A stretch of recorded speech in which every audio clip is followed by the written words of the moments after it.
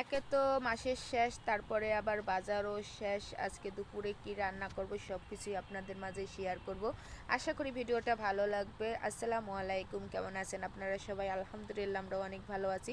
সকালে রামিমকে পাঠালাম স্কুলে, আর ও স্কুলেতে চলেও আসছে যেহেতু ওর পরীক্ষা আছে। আর এদিক থেকে রিফান বাবুরে গোসল করিয়ে ঠান্ডা রেখে তারপরে গেলাম চুলের ধারে। আর এসে তো দেখি অবস্থা খুবই খারাপ। আগে থেকেই আমি একটু ভাত আর ডাউলটা চড়িয়ে দিয়ে গেছিলাম, এসে দেখি আমার ডাউলটা একদমই পুড়ে গেছে। ওই যে শুরুতেই বললাম যে মাসের শুরু, মাসের শেষ আর বাজারও শেষ। তো ভাবলাম কি যে আজকে ডাউল ভর্তা করব, আর কি রান্না করব এখনও ডিসাইড করতে পারি নাই। যেহেতু ভাবলাম হাতের কাছে ডাউল আছে, ডাউলটাই ভর্তা করি, আর ডাউল ভর্তা আমার কাছে খুবই ভালো লাগে। তো যাই হোক, এই ভাতও হয়ে আসছে, আর এখন ফ্রিজের কাছে আসা যাক কি আছে ফ্রিজে, সেটাও খুলে একটু দেখি। আর হচ্ছে এখন তো আমি মাছ এত খোঁজা খুঁজতেছি, মাছই পাচ্ছি না। যতবারই খুঁজতেছি কই মাছই হাতে বাড়তেছে। আর হচ্ছে শিং মাছ যেহেতু মাসের শেষ, বাজারও শেষ হয়ে গেছে, এখন এই যে শুধু আমার বেগুন ছাড়া আর কিছুই নাই। আর বক্স ভর্তি শুধু লেবু, লেবু দিয়ে তো রান্না করা যাবে না, তো কি এখন রান্না করা যায় সেটাই ভাবনা চিন্তার বিষয়। যেহেতু ঘরের মহিলাদের এই একটা কষ্ট যে দুপুরে কি রান্না করব, সকালে কি রান্না করব, রাতে কি রান্না করব। আর মাস শেষ হলে পড়া তো যারা মাসকাবারি বেতনের চাকরি করে তাদের তো আরও কষ্ট। যেহেতু মাসের বাজার মাসের শেষ হলে পড়ায় শেষের দিক, ডাল আলু ভর্তা ছাড়া আর কিছুই খাওয়া হয় না। যেমন রাতে আমি ডাউল আলু ভর্তা রান্না করছিলাম, এখন আবার দুপুরে ডাউল ভর্তা করব। আজকে দুপুরে ডাউল ভর্তা না করলেও চলতো, যেহেতু আমার আজকে খেতে মন চাইছে ডাউল ভর্তা। তো এরম ঠিক মিলঝিল করেই খেতে হয় এক সংসারে থাকলে পারা। সবাই উভয় পক্ষে দুজনই মিলঝিল করে রান্না বাড়া খেতে হয় গুছিয়ে। আর এভাবে খেয়েও কিন্তু কমও খাওয়া যায় না, আরও মনে হয় যে বেশি খাওয়া যায়।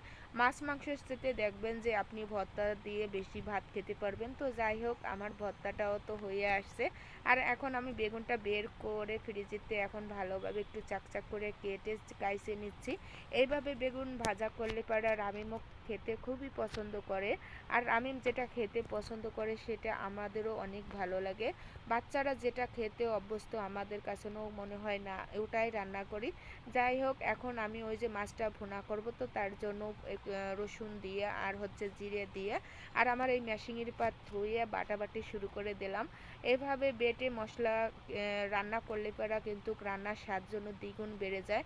এখন আমি একদমই ব্লেন্ডার করে রাখি না, ব্লেন্ডার করে রাখলে পরা ওটা দিয়ে রান্না করলে আপনাদের ভাইয়া খেতে খুবই মানে অপছন্দ করে, বলে যে তুমি রান্না একদমই ভুলে গেছো।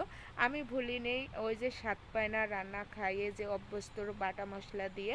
আর তো যাই হোক, এদিকটা আমার এই যে পানিও চড়াই দিলাম, আর হচ্ছে পাশের চুলায় এই যে মাছ ভাইজে রাখছি সেটাও নামিয়ে রেখেছিলাম, আর মশলাটাও কষালাম, পাশের চুলায় ভাতটাও ছেঁকা দিলাম। একা হাতে সব কিছুই দৌড়ে দৌড়েই করতে হয়, যেহেতু রিফান আর রামিম দুজনই ঘরে আছে। দুই ভাই ঘরে থাকলে পড়া তো আরে যে কী অবস্থা করে, মানে খাটের অবস্থাও থাকে না আর ঘরের অবস্থাও থাকে না, দুইজনেই ফালাফালি শুরু করে দেয়। যাই হোক, ওই দিক দিয়ে আমি একটু টেনশন কম দিই, এখন একটু রান্নায় টেনশনটা বেশি দিই। যে না রান্না ভালো হলে পরে তখন আবার আপনাদের ভাইয়াও আবার আমাকে বলবে যে মন কোথায় ছিল। মন তো সবসময় ছেলেদের কাছে থাকে, যে ছেলেরা ঘরে কি করতেছে, কাঁদতেছে, এই চিল্লাফাল্লা করতেছে, মানে মন ওখানেই থাকে। এখন রান্নায় একদমই মন থাকে না, বাচ্চা কাচ্চা ছোট থাকলে পরে মাদের এই একটা।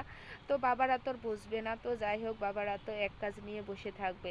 আর এদিকটা রামিম যেহেতু সকাল তোরেই কিছু খায় নাই, ও পরীক্ষা দিয়ে চলে আসছে, তারপরে আমার ভাত হয়েছে।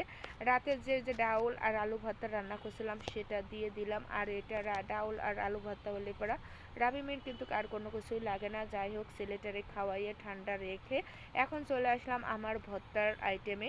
তো এখন আমি আগে থেকে শূন্য মরিচটা ভালো ভেঙে তারপরে এই যে সরিষার তেল দিয়ে মরিচ পেঁয়াজ দিয়ে লবণ দিয়ে ভালোভাবে চেটকাইয়ে এখন হাতের সাহায্যে ডাউলও মাখাই নেবো। আর এভাবে ভর্তা করে ডাউল ভর্তা আর গরম গরম ভাত খেতে খুবই পছন্দ আমাদের। আপনারাও এভাবে খাবেন, আশা করি আপনারা মাছ ভাতের থেকে এই ভর্তা ভাত দিয়ে অনেক ভাত খেতে পারবেন। যাই হোক, আমিও যেহেতু খাইনি, আমার রান্নাটাও শেষ, তো আমি এখন একে একে খেয়ে নই, যেহেতু আপনাদের ভাইয়া দুপুরে আসবে না।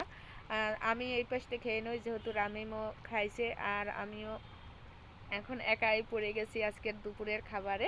তো তো যাই হোক, আর এত সময় ধৈর্য সহকারে যে যেখান থেকে আমার ভিডিওটা দেখছেন তাদের অনেক অনেক ধন্যবাদ।